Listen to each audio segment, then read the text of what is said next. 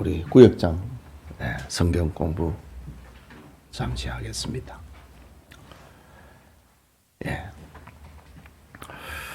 주보를 참고하시고 장막터를 넓히라 라는 제목의 이사야서 54장 1절에서 3절을 본문으로 합니다. 문제 보겠습니다. 본문에 잉태하지 못하고 출산하지 못하고 산고를 겪어보지 못한 남편 잃은 여인은 무엇을 상징하고 있나요? 설교문을 참고하면서 답을 찾아오면 되겠습니다. 바벨론의 포로로 끌려가는 이스라엘을 상징합니다. 두 번째 질문입니다. 이스라엘이 바벨론의 포로가 된, 노예가 된 원인은 무엇인가요? 설교문에서 답을 찾아보시라. 이스라엘이 바벨론의 포로가 된 원인은 하나님을 배반하고 우상 숭배의 죄가 넘쳐서 하나님의 벌을 받고 있는 거지요.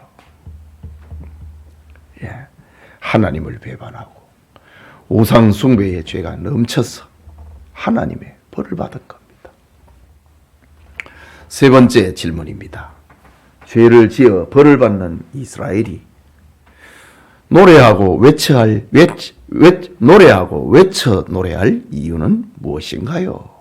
이사야 53장 4장 1절과 설교문에서 그것은 하나님의 주권적인 사랑과 구원이 나타났기 때문이다.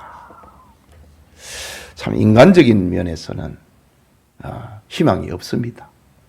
희망은 하나님 편에 있는 겁니다. 지금도 우리에게도 마찬가지입니다. 우리의 도덕성 때문이 아니고 우리의 희망은 하나님 편에 있는 것입니다. 하나님이 나타나셨기 때문이다. 하나님의 주권적인 사랑과 구원이 나타났기 때문이다. 4번입니다. 이사야 선지자가 이스라엘에게 내 장막터를 넓히라고 명령하는 세 가지 이유는 무엇인가요? 이사야 54장 4장 1절에서 3절 설교문을 보면은 우리 설교의 세 대지를 생각하면 되겠습니다. 구원의 비전 때문이다. 해방의 비전이지요. 번성의 축복 때문이다. 감당할 사명 때문이다. 구원의 비전이 있기에 네 장막터를 넓히라. 번성의 축복이 있기 때문에 네 장막터를 넓히라.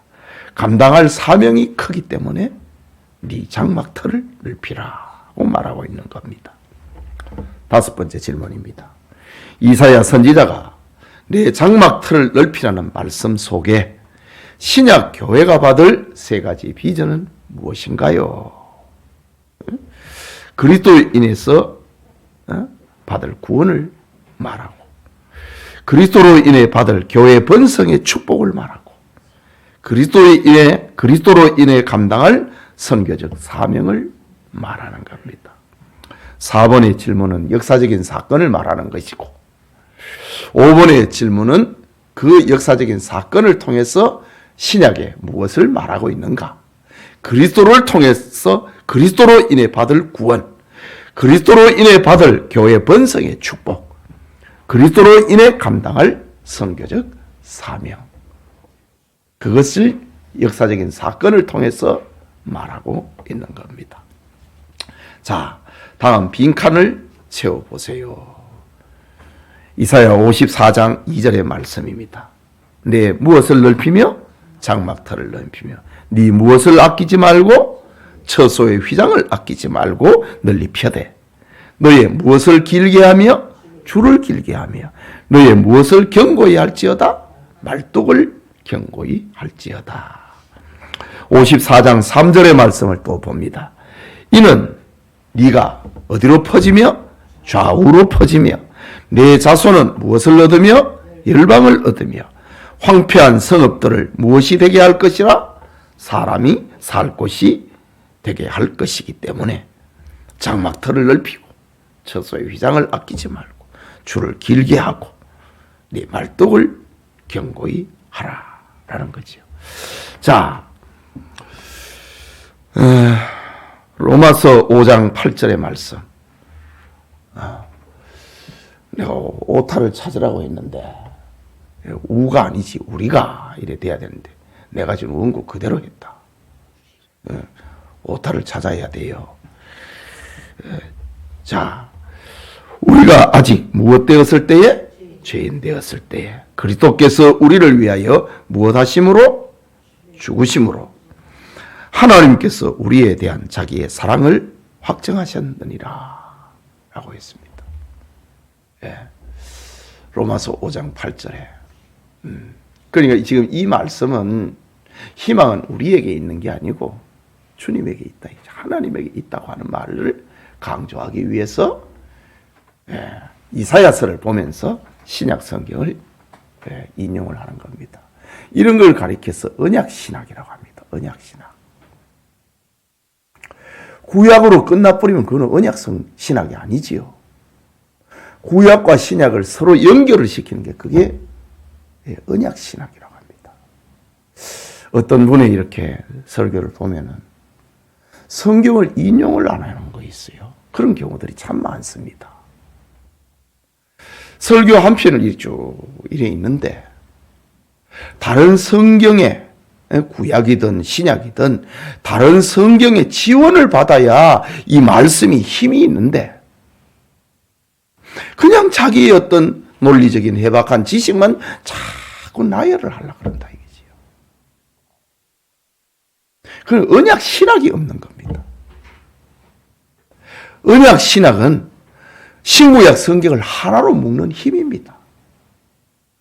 그리고 이 언약 신학이라고 하는 것은 설교자가 성경을 모르면은 인용을 할 수가 없지요. 그러니까 성경을 많이 읽어야 구약을 볼 때 신약을 인용을 하고 신약 성경을 보면서 구약 성경을 가져오고 그게 언약 신학이라고 하는 겁니다. 언약 신학. 예. 어떤 분의 설교를 보면은 설교를 잘하는 것 같은데 아예 막 세상 이야기를 끝내버리는 그런 경우는 막 그냥 여러 애로 하고 설교를 잘하는 것 같은데 성경의 지원을 안 받아요. 성경을 지원을 안 받고 자기 지식으로, 자기 논리, 자기 철학적인 어떤 사고를 가지고 자꾸 말을 만들고 논리성을 추구하려고 그래 한다 이거지요. 그건 잘하는 것 같아도 잘하는 거 아닙니다. 신구약 성경에 지원을 받아야 됩니다. 예수님의 설교하실 때도 말씀을 전하실 때도 구약 성경을 모세의 법을 인용을 하고 이사야 선지자의 시편의 이야기를 쭉 인용을 하면서 설교를 하시잖아요. 베드로가 편지를 쓸 때도 참 바울이 편지를 쓸 때에도 수많은 구약 성경을 그리고 예수님의 말씀을 인용을 해갖고 이 말이 하나님의 말씀이다. 이거를 얘기를 하거든요. 그 참 이거 잘 일반 교인들은 이렇게 그냥 논리성만 있으면은 괜찮은 것 같은데 목사가 목사를 볼 때는 그렇지가 않아요. 자기 지혜를, 자기 철학을 자랑을 하려고 하면 안 돼요. 성경은 성경으로 해석을 해야 되는 겁니다. 오늘 우리가 출애굽기 3장을 봤잖아요. 조목조목 신약 성경에 구약 성경에 지원을 받는다고요. 그래 그게 힘이 있는 겁니다. 내 말을 많이 하는 게 힘 있는 설교가 아니고 성경을 많이 지원을 받는 게 그게 제대로 된 설교입니다. 자, 오늘 우리 구역 공부를 합니다. 이사야서를 공부를 하면서 지금 이 이사야의 설교를 듣고 있는 이 백성들은 희망이 없다고요. 바벨론의 포로로 끌려가는데 희망이 없습니다. 그들에게 희망은 오직 하나님께 있다 이거지요. 하나님의 주권적인 사랑과 구원이 너희에게 나타났기 때문에 노래하라. 외쳐서 노래하라. 라고 하는 말입니다. 이 말을 하기 위해서 우리가 아직 죄인 되었을 때에 그리스도께서 우리를 위하여 죽으심으로 하나님께서 우리에게 대한 자기의 사랑을 확증하셨느니라. 구약이나 신약이나 같다 이 말입니다.